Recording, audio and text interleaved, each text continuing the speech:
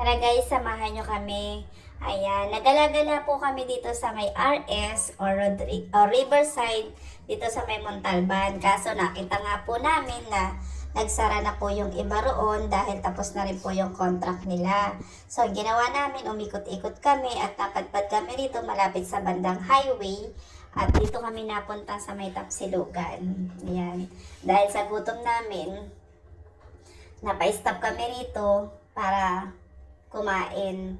Kaso habang hinihintay pa namin, ayan po, habang hinihintay po namin yung pagkain, ayan, nag-selfie-selfie muna kami or nag-video-video kami. At ito na nga po, humingi po muna kami ng sabaw.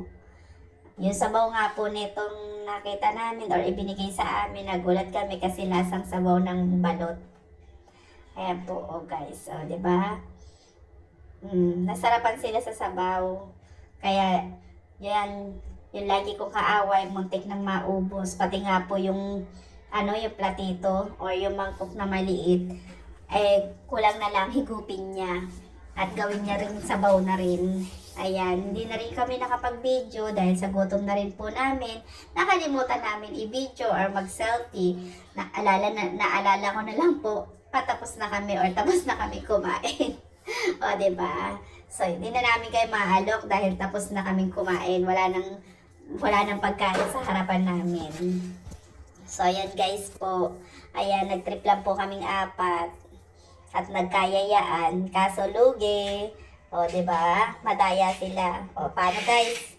Bye-bye! Subscribe, like, and share.